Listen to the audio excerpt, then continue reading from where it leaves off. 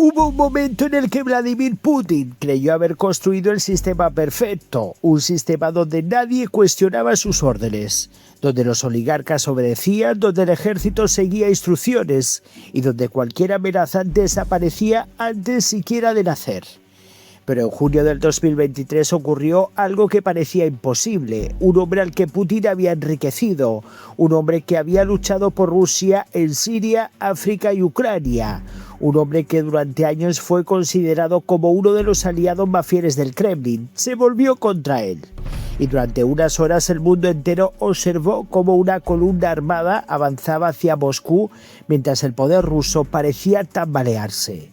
Lo más sorprendente es que aquella rebelión no fue organizada por la oposición rusa, ni por gobiernos extranjeros, ni por activistas democráticos. Fue liderada por el propio hombre que había ayudado a construir la maquinaria de guerra de Putin, Yevgeny Prigozhin. La historia de cómo pasó de ser el chef de Putin a convertirse en su enemigo más peligroso parece sacada de una novela, pero ocurrió de verdad, y sus consecuencias siguen sintiéndose hoy.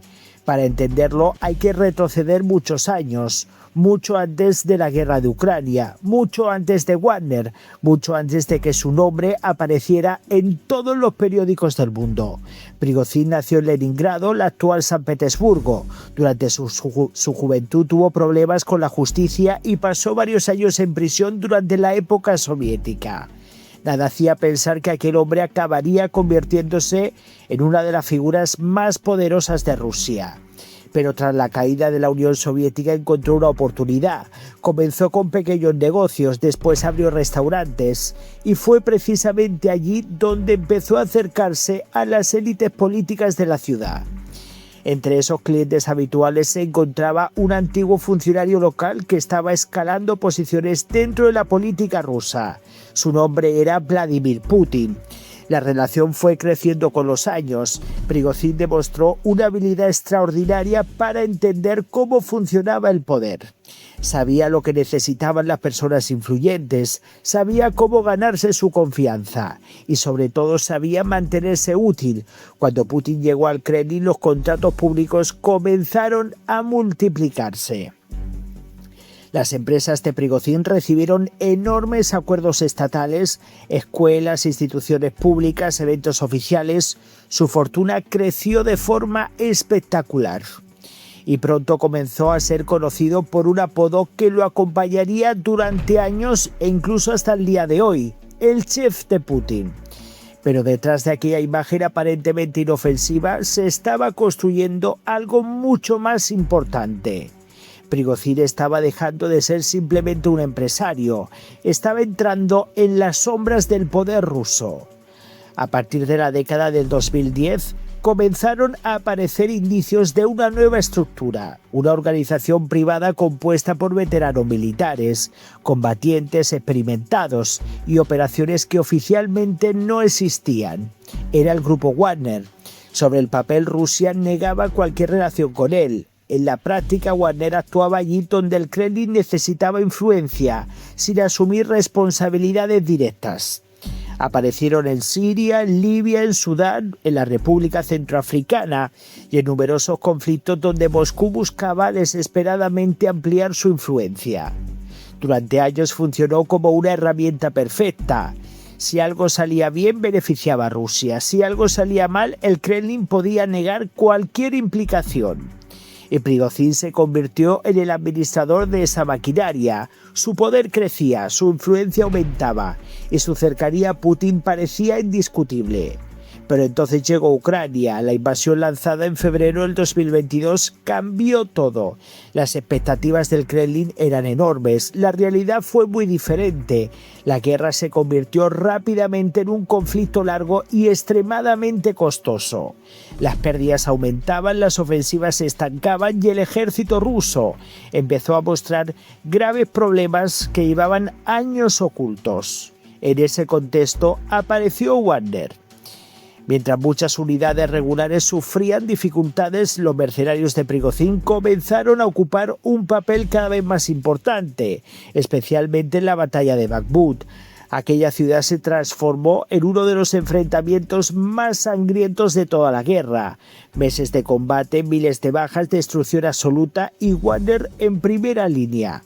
Fue allí donde algo empezó a romperse. Prigozhin comenzó a atacar públicamente a los altos mandos militares rusos, algo casi impensable dentro del sistema político de Putin. Los acusaba de incompetencia, los acusaba de corrupción, los acusaba de abandonar a sus hombres.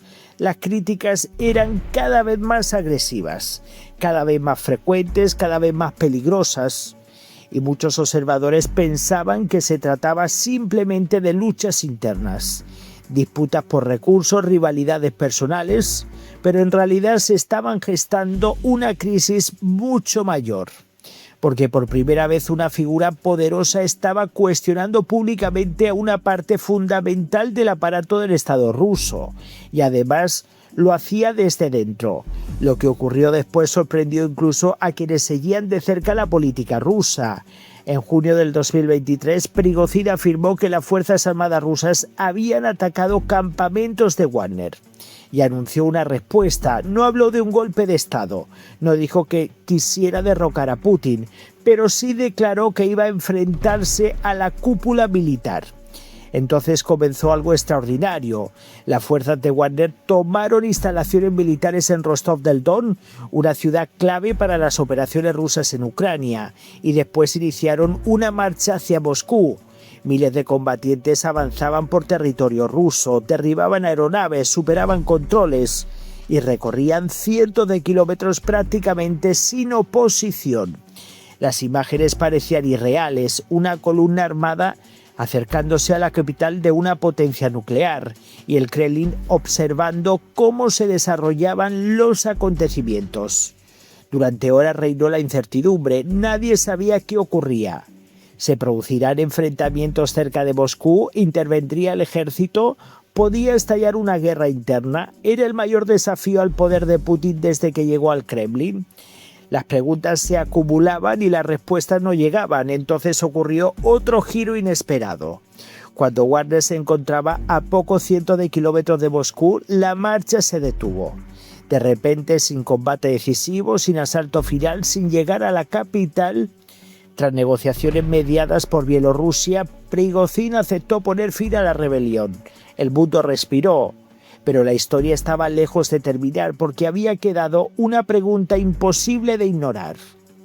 ¿Cómo podía Putin permitir que alguien desafiara al Estado ruso de aquella manera y siguiera impune? Durante semanas circularon rumores, especulaciones, teorías. Algunos creían que Prigozhin había logrado sobrevivir políticamente. Otros pensaban que simplemente se había ganado tiempo. Entonces llegó agosto del 2023. Un avión privado cayó del cielo en la región del Tíber. Todos los ocupantes murieron, entre ellos se encontraba Yevgeny Prigozhin. La noticia recorrió el planeta en cuestión de minutos, y para millones de personas pareció el desenlace inevitable de una historia que había comenzado meses atrás. Oficialmente se investigó el accidente, pero para muchos observadores internacionales el mensaje parecía evidente. En Rusia, desafiar al poder tiene consecuencias, especialmente cuando ese desafío apunta directamente al corazón del Kremlin. La muerte de Prigozhin marcó el final de una era. Wagner fue reestructurado, sus operaciones cambiaron y el Estado ruso recuperó el control directo sobre gran parte de las estructuras que antes dependían de él. Pero el episodio dejó algo mucho más importante y peligroso.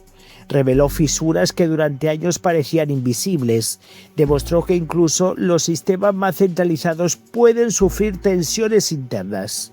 Y mostró al mundo que la mayor amenaza para Putin no siempre venía del exterior. A veces surgía desde dentro de su propio círculo. Quizá esa sea la lección más sorprendente de toda esa historia. Prigozhin pasó décadas construyendo poder gracias al sistema creado por Putin. Se enriqueció gracias a él, combatió por él, trabajó para él y finalmente terminó enfrentándose a él. Su ascenso fue extraordinario, su caída fue igual de espectacular. Y durante unas horas de junio del 2023, el hombre que había servido al Kremlin durante años estuvo más cerca que nadie de desafiar el poder de Vladimir Putin. Un desafío que terminó abruptamente, pero que dejó una huella permanente en la historia contemporánea de Rusia. La pregunta ahora es muy sencilla. ¿Qué crees que ocurrió con ese desenlace de la muerte de Yevgeny Prigozhin? ¿Hubo alguien detrás o fue algo que surgió de la nada? ¿Un accidente mundano o hubo gente que estuvo detrás de su muerte? Voy a leer vuestros comentarios, qué pensáis sobre todo esto. Muchísimas gracias, apoyen al canal y nos vemos en el próximo vídeo.